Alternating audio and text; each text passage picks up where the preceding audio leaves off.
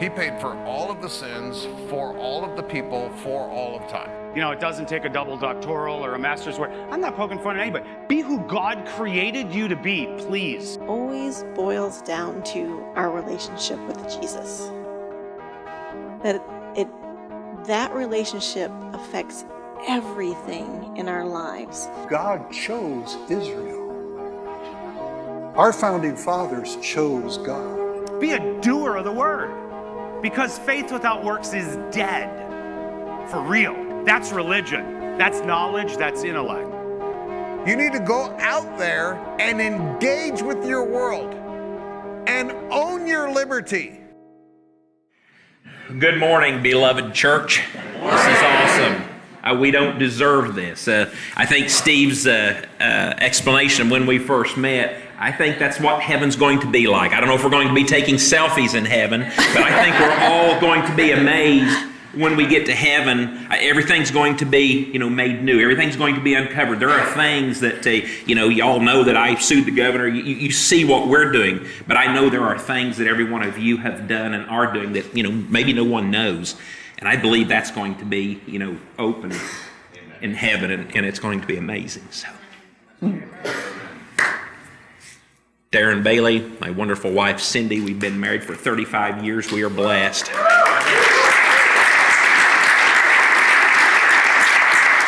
I was trying to figure out if I've got to know Steve good enough. I was trying to figure out if he was messing with me, because about 2 weeks ago when all this showed up on my calendar, I'm looking at it and it says, "Beloved Pastor Steve Castle." And I'm like, did he tell that to my calendar person? What is this? I'm really kind of been, because the guy, he's a little ornery, but he's a humble guy. Beloved Pastor. And anyway, I show up here and I'm like, I get it. I did not know the name of your church. I'm sorry. So I really was. I wondered every day when I'm looking at the calendar, I'm like, that ornery guy. So, guys, it's an amazing thing to be an American today with the adversity that we're facing. Proverbs 28:2 tells us that when there is moral rot in a nation, its government topples easily, but wise and knowledgeable leaders bring stability. And I'm here to tell you, I've been reading through the Bible officially for a little over 20 years now. I do not miss a day. I've got it, and I'm stuck on the 1-year Bible. There's nothing really scientific. I've tried to get in deep, and about 20 years ago, after a Father's Day retreat at our church, and I realized that of all the elders that I had such great respect for, when the question was asked, how many times have you read the Bible through? And only 2 of the men in our entire church, and we had a pretty large congregation, raised their hand that they had read the Bible through. I'm like, oh. Well, then the question was, how many times had you read the Bible through? And these were gentlemen well into their 70s, and the winner had read the Bible through twice. And I have no idea. Now, I was young enough, I hadn't read the Bible through because it didn't really pertain to me, because obviously I can wait till I'm 60 and 70 to do this, right? That's my mindset. But to the men that I respected so greatly, when I realized, because I knew, I think we all know in our heart what our obligation to our Lord and Savior is, and obviously it's not going to work if we don't know Him, and the only way to know Him is to know the Word. Wow. So I don't know. I don't know why I brought that up. I just committed myself to getting the Word. And so for the next several years, I'd started Genesis, and the First and Second Chronicles, you'd kind of lose track of things and set it aside for a while, and then eventually I found the 1-year Bible, and I've read most of the translations, and I'm stuck on it. So I encourage you, if that's something, you read a little bit of the Old Testament, you read a little bit of the New Testament, you read some Psalms and Proverbs every day, you end up reading those twice throughout the year, and it's amazing. If you literally, and I'll be honest with you, the first several years that I read it, it was just a reading exercise, just so I could say I read the Bible. And you can literally read it through, your daily reading in about 10 minutes, just to read it and be done with it. But after a while, to just contemplate and to look up, and I can tell you today, 20 years later. With now, usually earlier I'd read the Bibles and make notes in it, and I'd give them to my kids, and the Bible that I have now is I'm due to get a new one. But I know that I've read through it at least for the last 5 years. And to this day, I have several regular Bibles and study guides on my desk, because I'm here to tell you there are things that I read today that I'm like, I didn't ever see that before. And I know that I've had this Bible for 5 years, but I have to go back sometimes and look in one of my standby by my regular Bibles to make sure that's actually in there. And Proverbs 28:2, I've known that for a while. And here, one of the churches, we were invited to speak at a church a couple months ago, and I actually wasn't even invited to speak. We'd love to come and worship. That's all we just, every Sunday we're in a different church somewhere in the state of Illinois, and just being a part of the worship is all we ask for. We show up at the church service, and the gentleman, the preacher, pastor of the church says, I want you to speak. Totally, he said, I've done my research on you, kind of the same testimony that Pastor Steve gave, and it was pretty amazing. But what was really cool was that particular morning, I discovered Psalms 29:2. Psalms 28:2 that I've been, Psalms 29:2. When the godly are in authority, the people rejoice. But when the wicked are in power, they groan. So that's how God works in our lives. It's pretty amazing. Cindy and I both have grown up in the church about 3.5 hours south of here. Has anybody ever been to Effingham, Illinois? All right, good for you guys. I usually ask if you just know where it's at, and well, yeah, they pass it on the interstate, but I always like to ask if you've actually been now. So 30 minutes south on Route 45 is a little community called Louisville, spelt like Louisville, Kentucky, and that's where I've lived all of my life, born, raised, went to school, went to church, and life is good there. And our journey began at our freshman year in high school in 1980. My dad was president of the North Clay School Board, and our high school, I was in 8th grade, and our high school needed a principal, and her dad was hired to be our principal. And that summer we met at Oil Belt Christian Service Camp in Flora, locked eyes, and we've been together ever since. So she's kind of got the spiritual fortitude about her. It's taken me years, but I've learned finally to kind of, if she says something, I pay attention to it and kind of,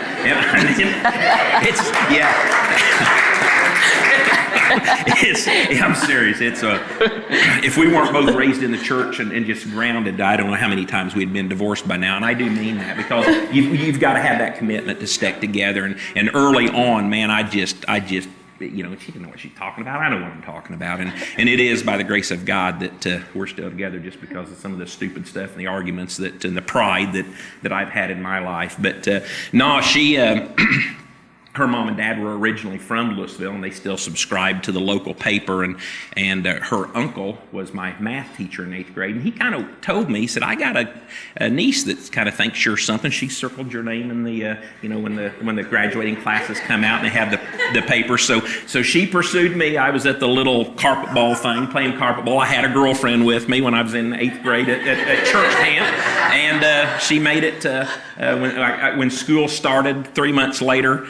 I began pursuing her, so life is good. So we've graduated North Clay, went to 2 years, the same thing. I was getting on a tractor to rake hay, literally the day before our local community college was getting ready to start, and so I just wanted to work. I love farming. That's all I want to do. And she was headed to Lakeland College in Mattoon to study dental hygiene, and my dad just came out. My mom and dad were just begging me to go to college, and I'm done. I want to work. Leave me alone. And I was literally had one foot up, getting ready to pull myself into the tractor, and Dad pulled up, and he just begged me. He said, "Just please go to school. Just go to college." I never had the opportunity.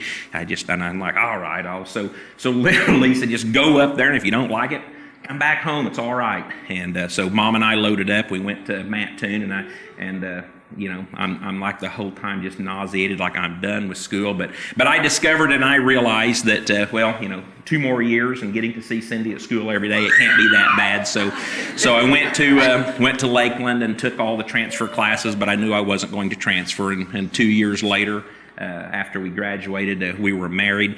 We have 4 children. That was 1986. We've been married for 35 years. We have 4 children. We have 11 grandchildren.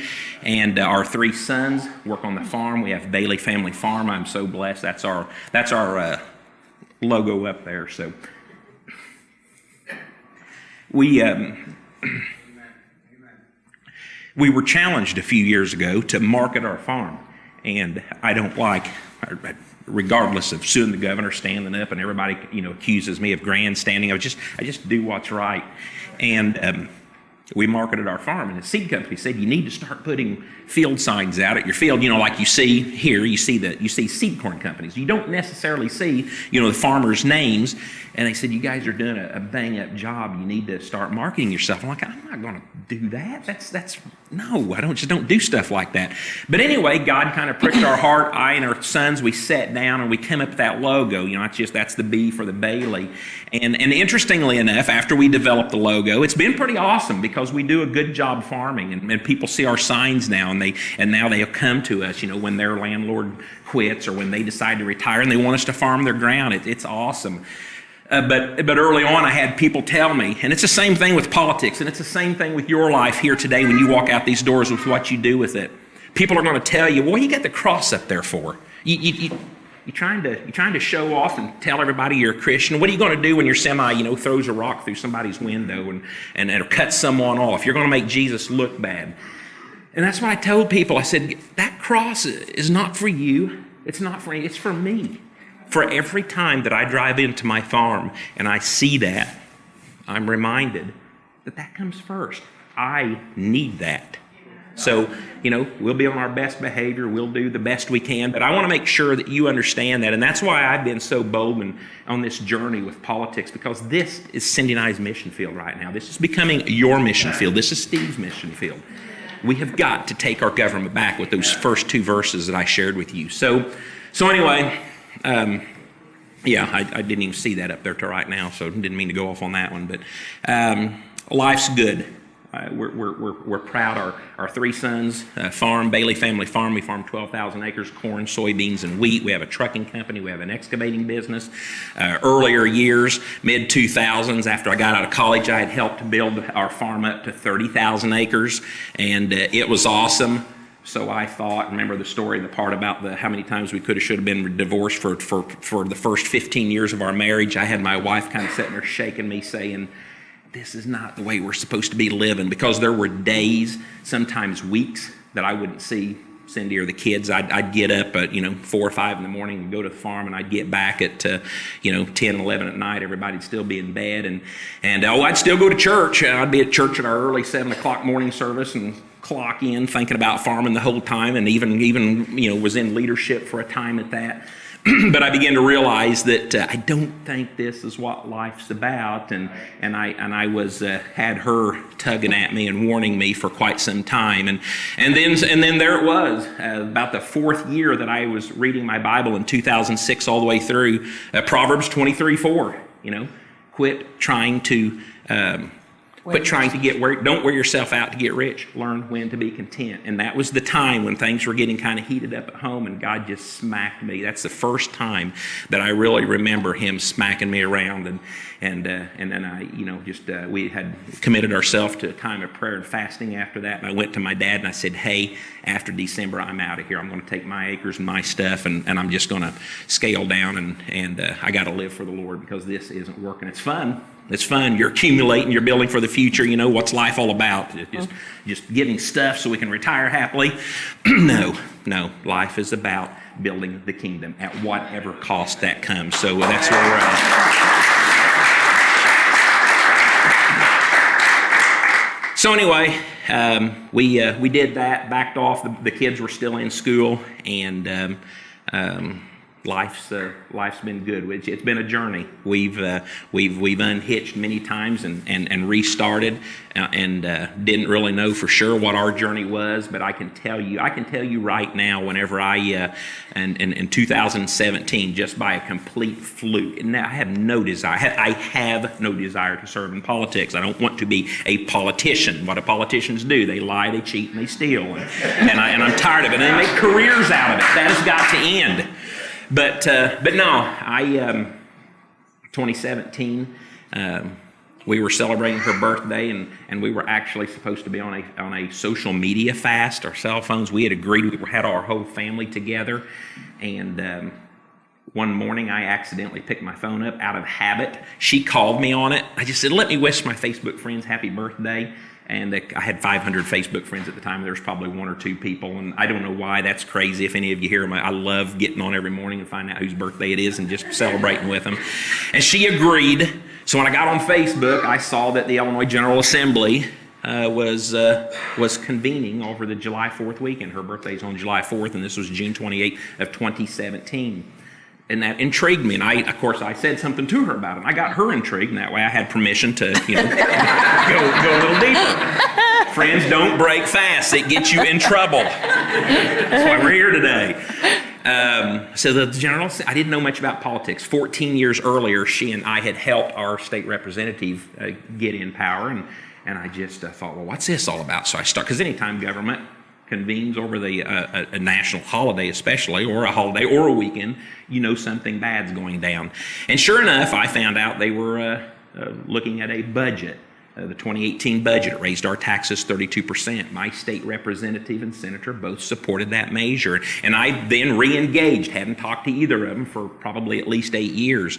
And I called them, they both answered the phone, especially my representative. He's the one I engaged in the most. And I said, what's going on? We got to have a budget. Haven't you been paying any attention? We've been without a budget for 2 years. And yeah, but the stuff that I'm reading tells me that we don't, this budget's going to raise our taxes, and there's nothing else good in it. Tell me something good. Well, he couldn't, and sure enough, everything passed, the budget passed, our taxes went up 32%, and I simply was sharing this whole time, started sharing this information as what I was learning, I was sharing on Facebook. And my 500 friends in about a week and a half turned into 3,000 friends. It was just exponentially. People were hungry. They didn't know. I didn't know. It's kind of the same way today. That's why we keep going, because we're sharing what we're knowing and we don't know. And you've got to, every day, we've got to remind ourselves what and why every day. And so, I ended up telling the people in our community began to come to us and say, why don't you represent us? And that's when I knew that I'd try my best to never break a fast again, because I knew I was in trouble. Because if you're going to stand up, you're going to gripe, you better have a solution and be ready to put your money where your mouth is. So that's exactly where we found ourselves. We prayed and fasted for 10 days with our family and our church. And Cindy, again, she knew that this was our journey. I had the opportunity about 6 years earlier.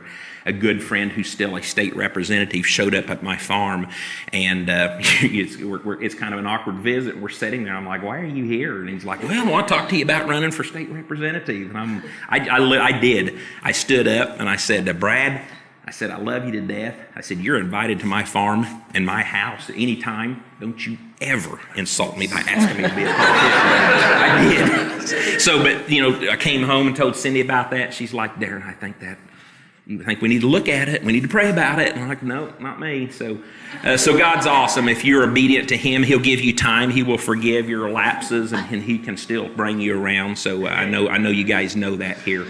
But anyway, the time we prayed, we fasted for 10 days. I knew the whole time, I knew that God wanted us in this journey. I call it the Jonah syndrome. I mean, that's literally what He was telling me the whole time. Go ahead. You don't have to do this.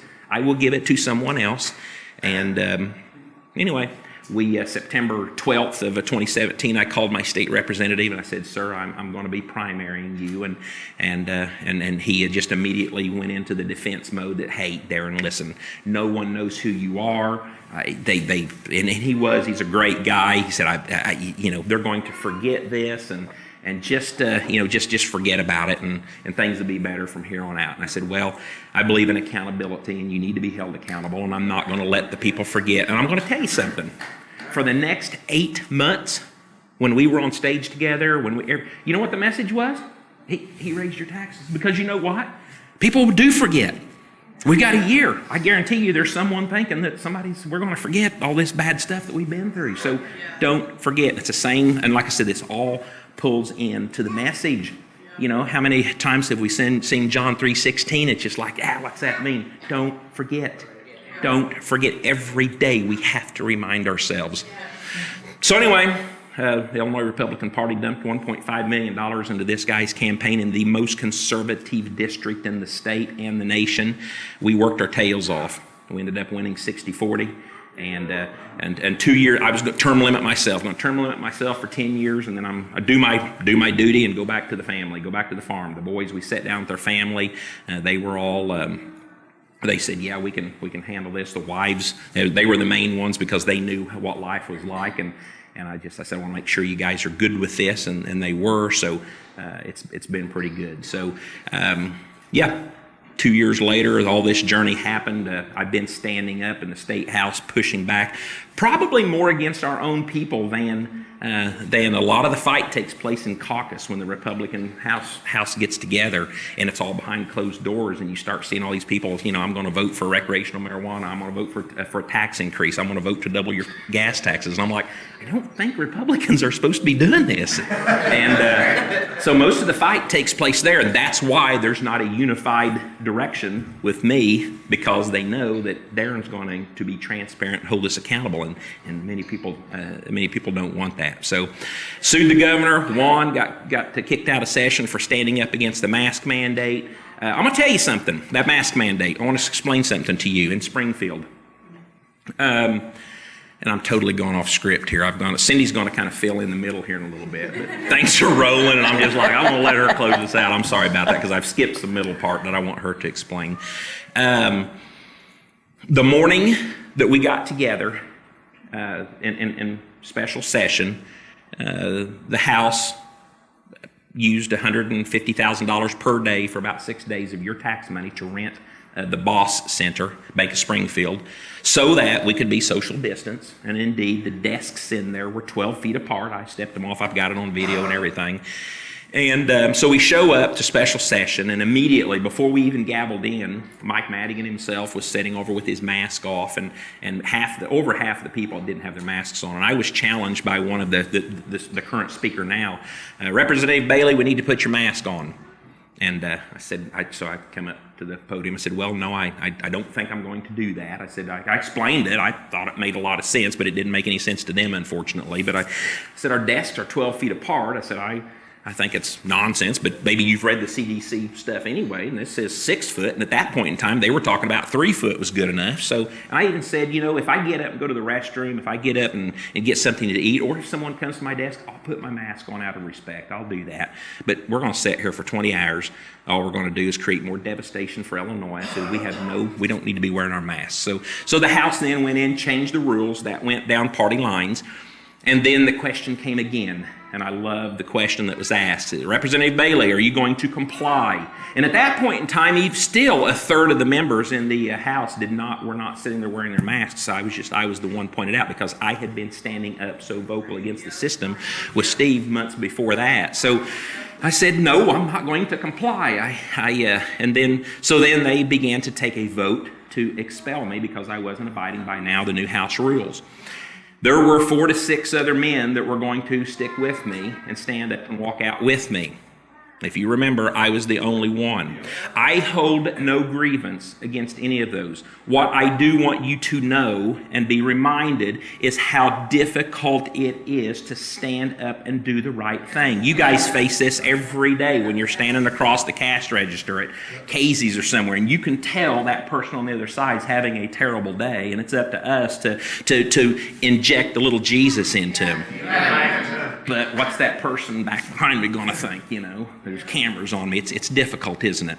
So I want you to know that I had men with me. We had prayed that morning at the place we were staying. We were ready. I said, am I doing the right thing? I don't want to make a mockery. I don't want to, but I just feel like we've got to stand.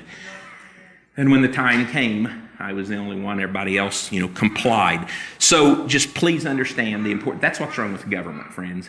That's what's wrong with our leaders. Get elected, and we've got to be there with them the entire time. The encouragement of patting them on the back, giving them encouragement, holding them accountable when they do something that we disagree with. That's what's going on. So within that time, my state senator announced that he was going to retire, and I started looking for someone to take his place, because I'm just going to serve 10 years in the House and go back home. And at the time, the people in our area began to come and the churches and solicit us to be our senator. You can handle this. And so again, prayer and fasting we did. And again, the establishment put someone up against me in the 55th Senate District.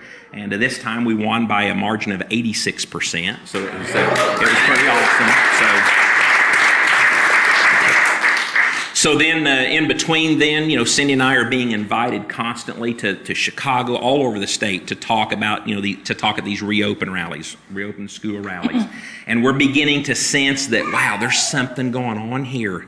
This is crazy. There was a day in August, September, in the Circle K gas station north of Champaign. We were headed to Chicago to speak at one of the events, and I was gassing my pump up, and I'm looking over at a few pumps past at a gas pump, a few pumps as I'm pumping up, and I can see this lady eyeing me, and I got enough sense to kind of tell that man, I'm in trouble. I had my Bailey for Senate, and fire Pritzker stuff on there, and I could just tell that something's not really right. Well, sure enough, I was hoping my gas pump would fill up first, but it didn't. She's this short little gal. She walks over to me and she looks up at me and she goes, "You Darren Bailey?" And I said, "Yes, ma'am, I am." And she gave me the biggest bear hug I think I've ever had. And she said, "I want to tell you something." She says, "I'm returning home from Mississippi. I've been down there putting my mom in the nursing home." She said, "Mayor Lightfoot has 6 executive secretaries. I'm one of them." And then she began to poke me in the chest and say, "Don't you dare think that everyone in Chicago thinks like I know you think they do." So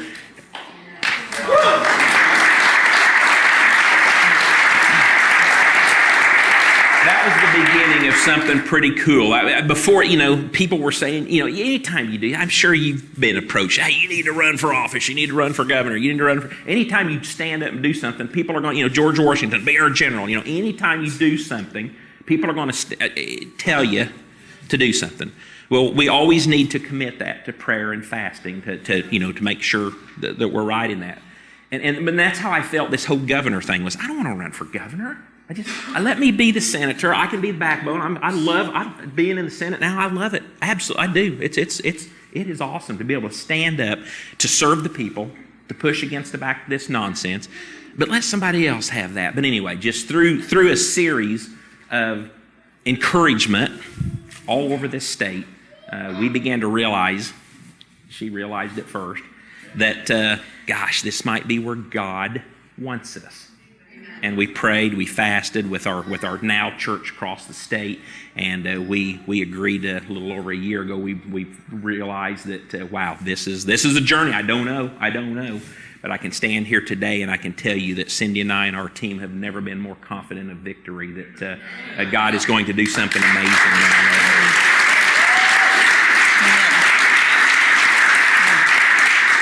So I have taken this completely off script, and I apologize because I'm wound up and I didn't want to lose it. I'm going to let Cindy kind of fill in the school years, our daughter, what she does, and what Cindy's been a part of, because that's been an amazing, probably the actual foundation of our lives of being on the school board and such. So I'll let you take over.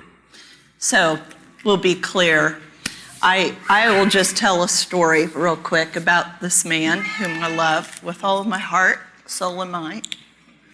So grateful to call him my husband and my best friend. And I, in this season of life, like he expressed, if any of you young moms especially, if you ever read books when you're raising your children by, great Christian psychologists like Dr. Jim Dobson and Dr. Kevin Lehman, and I was that mom. I always wanted to do it right.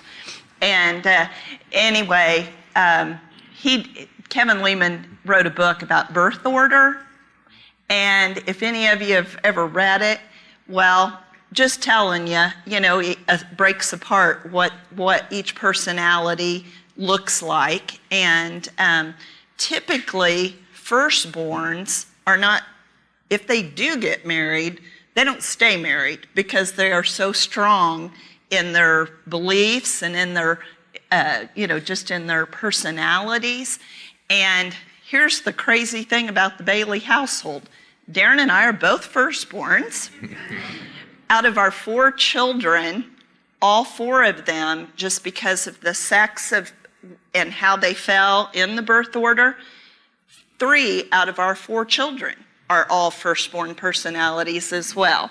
We only have one that is our second-born Cole, who is the most kind, thoughtful, melancholy personality. So anyway, That's the dynamics of our home. And it always has been. We're very passionate people. We have been very blessed in ways that I just am humbled at time and time again, at how God is so good to those of us who are called according to his purposes. I'm grateful that I grew up in a home that my mother loved the Lord, and our church was just a block down the way. My dad grew up in the church but did not practice his faith. And so she was committed all those years to taking me and my brothers to church alone. And it wasn't until 22 years ago that my dad gave his life to Christ.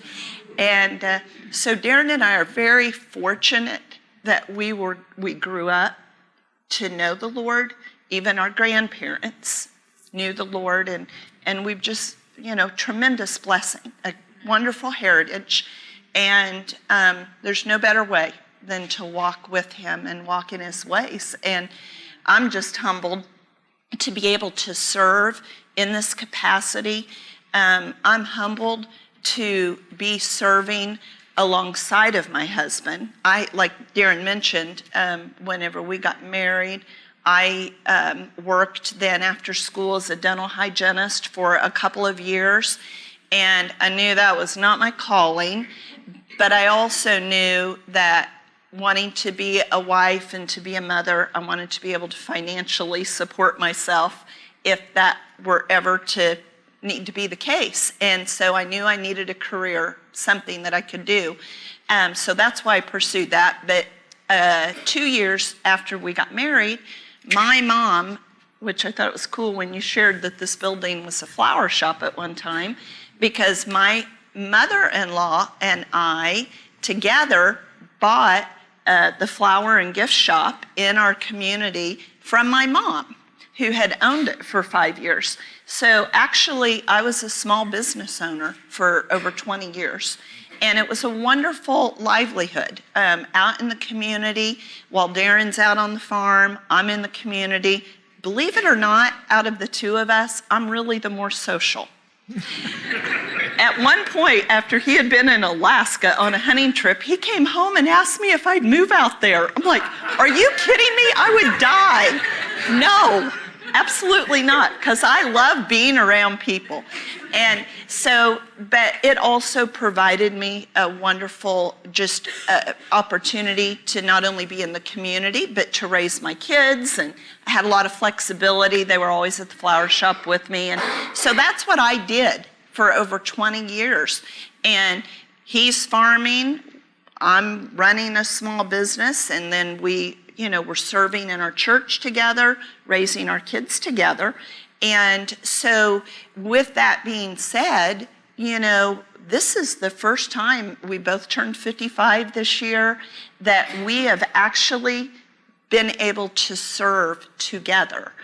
And it's wonderful. It's just because we still like each other a lot. And so that it's just great joy. It brings me great joy to sit here and to be at his side and to be able to let him talk as long as he wants to, because I do enjoy talking and I enjoy visiting people. People have said, Cindy, you ought to consider. I'm like, absolutely no. No way. First of all, I'd have to make sure that everything I said was accurate, because sometimes I don't pay attention to every detail. And I would rather be and have been prophesied over that my place is to serve alongside of him and behind him, to encourage him, to strengthen him, to especially the encouragement as I've been an eyewitness to the past 3 years. This great nation, being born on the 4th of July, I don't know. I mean, not that my parents intentionally did it, but I just love our country. And the 4th of July, I'm like, I must have thought it was all about me. I don't know. But I'm very patriotic, very patriotic. Unfortunately, no one in our families have served. And Darren has even said that, we look at this season right now as our opportunity to be able to serve in our people, serve the people, not through our armed services, but through government. And so we're honored to be able to do that. And I'm just blessed to be here and to fill in the gaps. The only piece that I would like to maybe add is what I thought was the biggest faith journey that I had personally ever been on was back 7 years ago. It started a little before that, but the culmination of it, like Darren made mention, I thought that was the biggest thing that probably could ever happen in my faith, the growth of my faith. Little did I know, here we are now. But God always blesses obedience. Believe that. But like Darren mentioned, he had served on the school board for umpteen years while our children were there, because we always believed,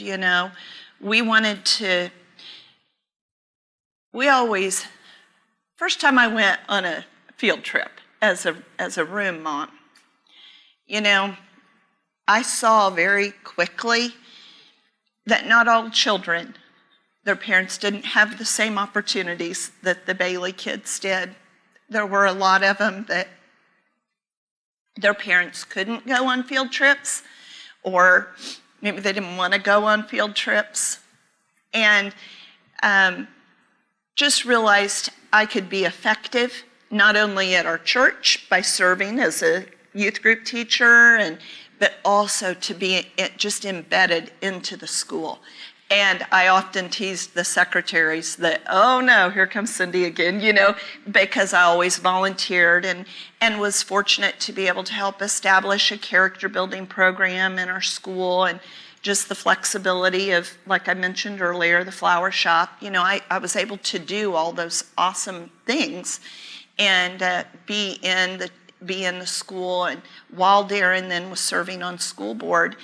And so we love public school. We love children.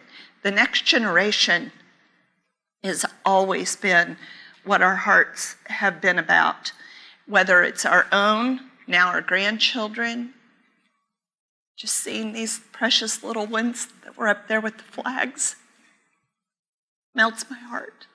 Thank you for what you're doing to invest in the next generation. And isn't that what this is about? Furthering the kingdom and growing it so that they know freedom just like we have. And so we like I said, very, very intentional. But after Darren's time of service, our youngest was in 8th grade that year and just decided that, it was time for him to step away from school board so that younger parents could get involved in leadership on the school board. Well, little did we know that Mason, our youngest, who's now 22 and a daddy of 2 and married to a precious young lady, he came to us his 8th grade year in the fall or spring, and he asked me if I would homeschool him through high school. And immediately I'm like, what's wrong, Mason? What's going on? And I'll be honest, in Southern Illinois, there's not many folks that do homeschooling. And if they do, a lot of times it's not done well. And so I was very shocked at the idea and very intimidated by the responsibility of giving a high school student a quality education. And so, but I was also smart enough to know that as a mother of my 4th child versus my 1st, not to just say absolutely no over my dead body, which is really what my mind was thinking. And so as a more mature mom, I talked to Darren about it, and we're like, okay, Mason, we will pray about this. You be a part of that, for this last semester of your spring year of 8th grade. And to be honest with you, at the end of that, Darren and I were both still not convinced that that was the direction we wanted to take. So again, bringing to scripture about in 1 Timothy when it talks about the faith of a child. It was because of his faith that he was convinced that that is what needed to happen. And he had always been just a very thoughtful, he's an old man's soul in the body of a 13-year-old, but he's always been that way. And so because of all of those things, we decided to go ahead and step out in faith and do that. And wow, I had no idea. And I could sit here for another hour and talk to you about how God set all of that up and worked through that. But all I will share with you is that as a result of that and the years that have passed since homeschooling one child, that then evolved the next year into 6, which evolved then the next year into almost 20, has now accumulated to 2 private Christian schools that has between 300-400 in attendance this year. I'm counting my staff.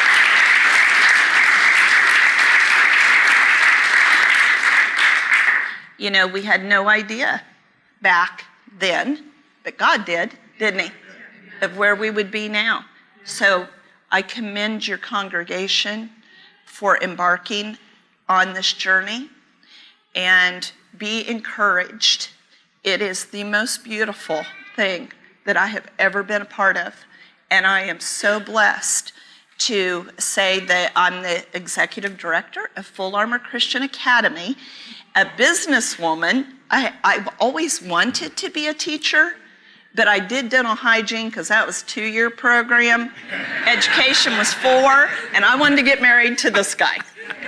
So, I just can't, again, God is just so good to us. So good.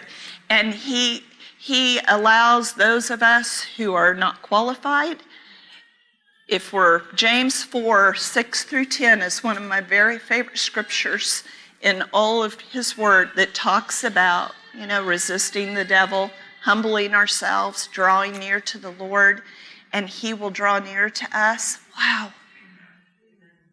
What a promise. What a promise.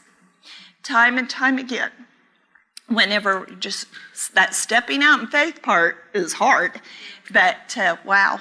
And here we are, whether it's, raising your children in your business, place of business, in my life, having 2 of our children walk away from the Lord for a period of time, and seeing God work through that and restoring them back into the fold, starting a Christian school that is now so far beyond what I could have ever even imagined, to sitting here talking to you as my husband serves in the role of government. I don't like to refer to it as politics. A gentleman, a pastor who I watch and admire and have had the wonderful, great fortune to be prayed over, Pastor Dutch Sheets. If any of you follow him, give him 15. I'm going to give him a shout out because he, I think it was him that pointed out to us, I did not understand this, but that the word government means ecclesiastes. That's the church. That's us. That's us. That's why we want to restore government.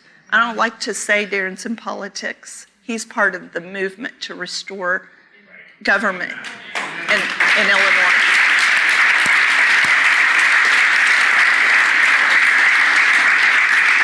the last thing I'll close with, moving into that, our faith is only as big as our God. And I serve a big God. Whenever Darren was serving as a representative on another holiday weekend, that second child of ours, that melancholy boy, he's born on Memorial Day weekend, and we were celebrating, and Darren got called into session, and that was so that they could pass the egregious Women's Health Care Act. And my husband is a strong man, and I've not seen him cry too many times.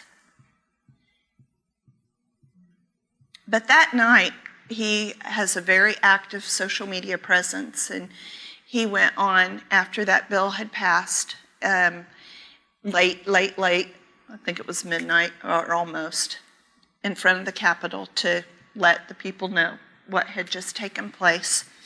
And I had already made plans. Typically, I go to Springfield with him, but there were some things at home that I had not. But I had driven up Saturday, this was on Saturday night, with the intentions of just being with him while that was all going down. So when it got actually voted on that night, he did not then have to be called into session on Sunday. And so we have some very dear friends that actually were from our district that were one of the first groups of spirit-filled men that called my husband when he stepped into the position of representative. It may have been when he was in the primary, and asked him to come down to their church. There was just a big group of men, God-fearing men, maybe some women too, because I did not go for some reason or another. And they wanted to pray over him. They wanted to anoint him for this time in his life. Pastor Mack and his wife, Pastor Jen Dalton, they, interestingly enough, and I, again, do not believe in coincidences, but they had been in Albion, down in our district, serving at the House of Prayer for 7 years. And God called them to ministry in Springfield to serve and pastor Radiant Church in Springfield. And he was, what's the right word? You're inaugurated. He would have appointed, installed the very same week that Darren was inaugurated as representative. So our paths crossed together in Springfield in that way. And he is like Pastor Steve. He's very in tune and very understands the value of the church and government being intertwined. So we showed up Sunday morning after this egregious bill had been passed. Pastor Mack had no idea we were there, no idea. And we sat even in the back because it had been a very long night for Darren. He was exhausted mentally, and we wanted to just go in and leave.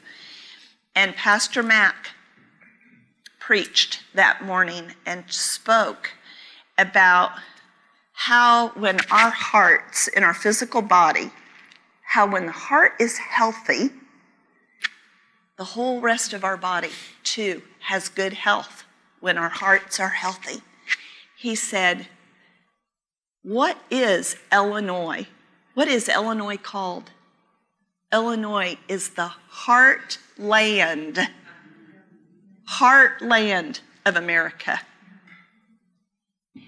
Recently, one of the chaplains, if there's multiple, a chaplain at the Capitol, we were there for the dedication of the nativity scene, and he and I were visiting, and he showed me, he also, besides being a chaplain, he gives tours in the Capitol. And he showed me a picture on his phone of it's a mural that's in the Capitol. I'm also going to tell you this, the Springfield Capitol and the Capitol at Washington, D.C. were also designed and built by the same architect. I think that's very interesting. And there is a mural, and it's an angelic host that represents the West Coast, and an angelic host that represents the East Coast. And it is brought together by an image. And I can't tell you exactly what the image was, but it was symbolic of Illinois, because we are smack dab in the middle of the United States. If you understood the depravity and the magnitude, we marched in Chicago in the streets for life yesterday. The agenda that is trying to take our children in the womb, in the classroom, in this state, it would make us all weep. That knowing full well that we serve a God that is so much bigger than all of that.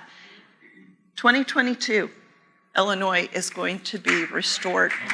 There is a great awakening happening.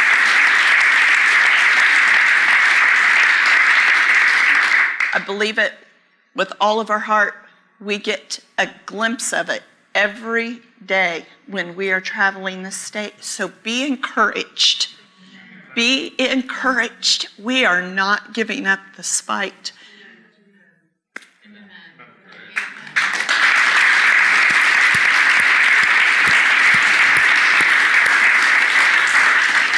And I will conclude. Can I pray a blessing upon you guys and your congregation? Lord, it is always pure joy to be gathered together with other like-minded believers, dear God. Thank you for this body here. Thank you for this beautiful old church. Thank you for those precious children who are dancing in front of me, unashamed. Like Steve said, pure, just so pure and innocent.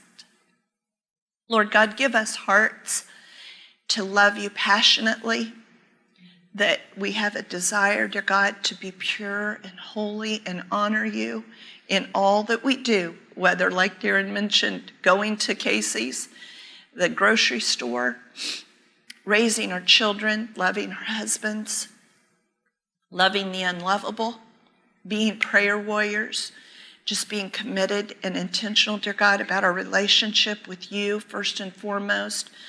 I do not, like the lady said during the worship, I do not know how you can make it in this day that we're living without a rock solid, vibrant relationship with you. I looked at the hecklers yesterday as we were walking in the streets of Chicago. I pray, Lord, that we love unashamedly to the unlovable, that our light would be so bright that they would want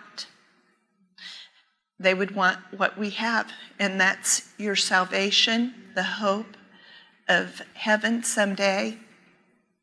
Just help us, dear God, through the power of your Spirit, to live life that is pleasing unto you. We give you all the praise and the glory and the honor for everything that we are a part of and get to be a part of here on this side, Lord. Help us to be bold. Help us to be courageous and to stand for truth above all else. Thank you for your love for us, Lord. In Jesus' holy, mighty name, pray blessings upon these people. Thank you for them. Thank you for Pastor Steve and Kay and their friendship and their hospitality to allow us to be here with them today. Amen. Well, thank you so much for your hospitality. Like I said, we're blessed because we're able to be here because of friends like you and the encouragement. Our three sons, Cindy didn't mention our daughter Abigail. She is co-administrator. She keeps full armor going on the administrative side in our absence. So we're just blessed because it's always about people. We can't ever forget that. This whole journey, state, our families, it's always about people. But people bring problems and troubles, and we have to deal with that. And as Cindy said, we have to love them. So anyway, I thank you so much for your patience with us, and God bless you guys.